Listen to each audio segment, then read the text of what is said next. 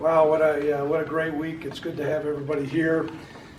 Nothing more special than college football than opening weekend. The students are coming back, and I hear the band playing and practicing like we are. And you know, we've got a huge event planned for our fans to be able to participate with Stripe Out. I know my wife was running around emphatically making sure everybody had the right color shirt on, whether it be brown or gold, and we are going to wear our school colors really well. So big week. We are healthy, and that's encouraging. Trey Smith has returned to participate. He should be cleared. We're anticipating that. So we'll be 100% with the exception of Avante Hall. Of course, you guys known about him for quite some time. You know, as you get ready for your first game, you always worry about bumps and bruises, but I think we're on a great trajectory there. Our defensive front is very healthy, and so is our offensive front. There will be one change in the starting lineup. Eric Bougier will start at the left guard spot, but you will see Patrick Arnold play as well. And so we're certainly excited about that. I do believe we already noted that Rome Weber is going to be the starting safety.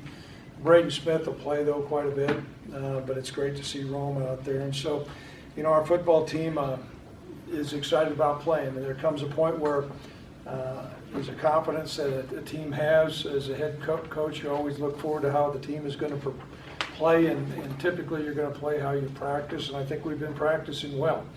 Our opponent, a great deal of respect for the University of Missouri. Coach Odom has got an experienced coaching staff, and he's a great gentleman, but I personally know a lot of their head coaches, but more so reflective of their program.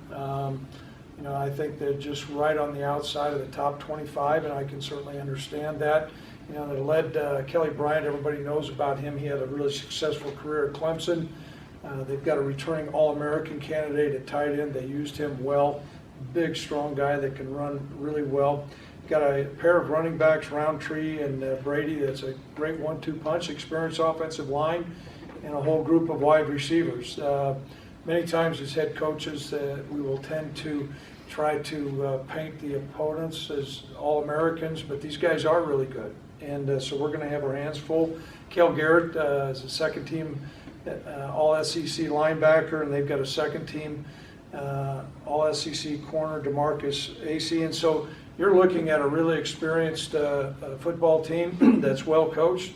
I think we're, for the most part, pretty experienced, and we're well coached also. And so the makings are there. It'll be a great game come Saturday night at 5:30. And this time I'll open up any questions that you might have.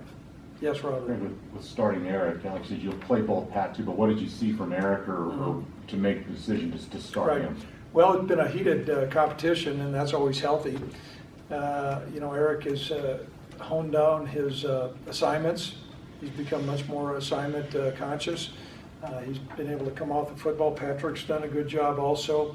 Eric provides a big, strong presence at the guard. I mean, I think he's over 260 pounds, and he moves it well. And against a defensive front like this, we feel like we're going to need some guys. So he's just been playing a little bit better than Patrick, and so that's why we made that adjustment.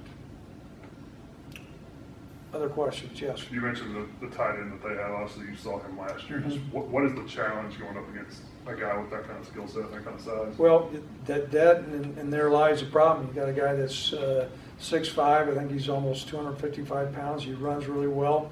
Anytime you have that type of presence, and then his ability to catch the football and make plays after the catch, and he's an imposing figure, and they do a great job. Sometimes teams don't have tight ends in the program. They do, and they utilize him well. He can stretch the field vertically. He can make plays once he catches the football, and he's a capable blocker. Yes.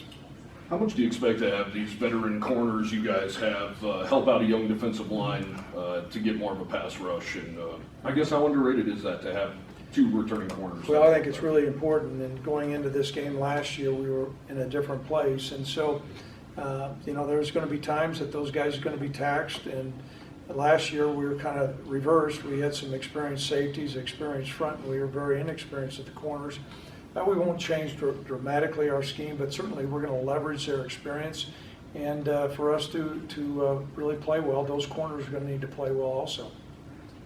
Yep. You mentioned having Trey Smith back. I know he missed obviously the time with the concussion. Do you feel pretty confident that with the reps he'll get this week in practice that he'll be ready, ready to contribute Yeah, significantly on Saturday? how much is it going to be dependent? He's going to return to practice today, Mm-hmm. and today's a non-contact day, and so how much of that's going to be contingent, Robert, on how he goes back in and picks up a lot of his assignments. He'll return to full contact tomorrow if he progresses through the protocol. And the better he does, the more confident we're going to have. Titus Swain has really played well, and you will see him play in the ballgame as well. Just to follow up with, you said Solomon Bird back from that ankle, Yes. so he's great. Keon? Well, He's back. I always say this, game week, they all go see the Wizards. Somehow everybody gets better, and they're all back. Yes. You got a team coming out here that's obviously never played at this elevation. I know guys will do a ton of tempo stuff, but do you look at that to maybe use that? Well, they're a tempo team, Yeah. and so we're going to do what we do. We have, a 2-minute stuff in our offense, but that's not been our mindset. And, I can understand that. You get the elevation and tempo.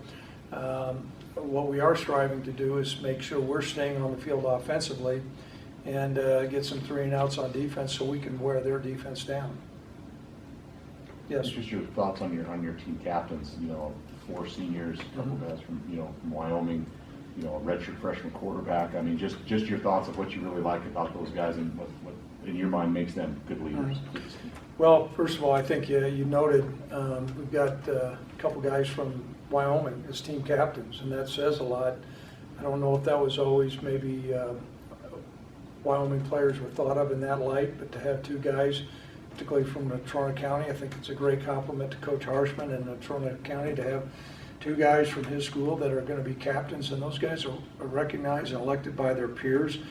Also, I think it's unique to have a redshirt freshman quarterback, that has garnered that much respect, and a lot of that is earned, even though he just started a couple games last year. He did start, but his whole makeup on how he's handled the offseason and everything else, people believe in him, and I think when you have a quarterback that's got that kind of leadership skills, people want to follow him.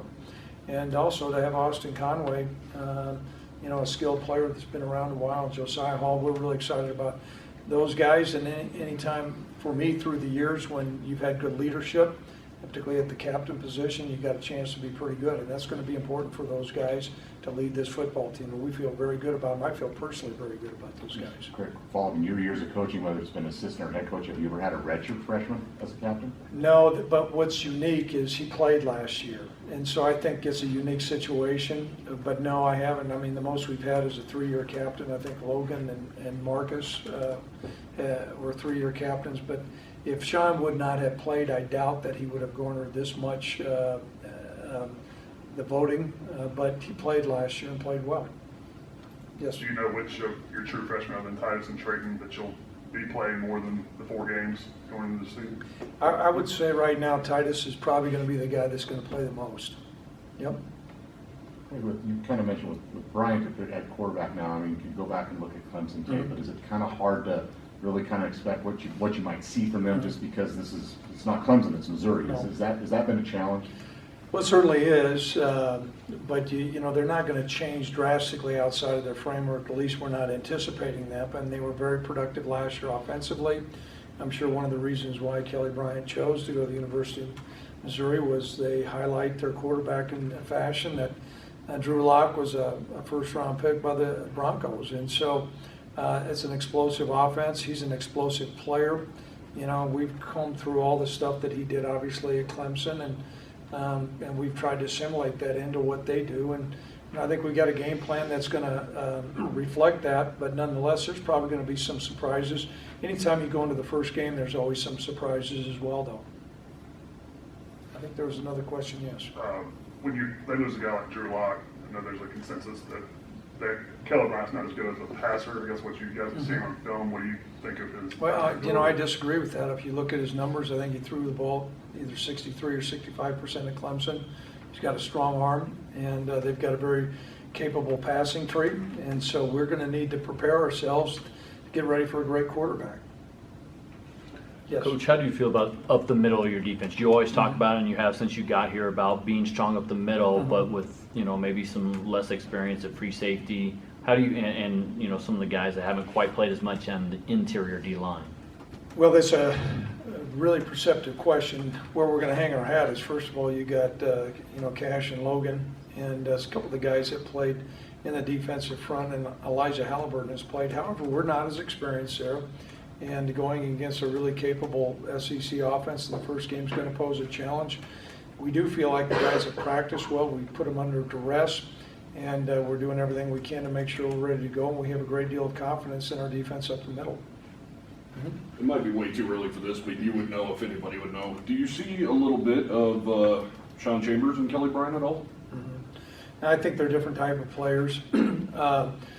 I can tell you this, so I think that there's a real promise with Sean. He's going to learn, and he has, but you know, physical ability, I guess, always is an indicator of maybe how high a guy can go, but their ceiling is really going to be determined by their character. And Sean has got great character, and he's got great leadership skills, and we're honing him to make him a better quarterback. And so I think they're different, and we ask them to do different things. Any more questions out here? There might be a few people. Any other questions from the people that are listening? Okay, guys, thank you very much.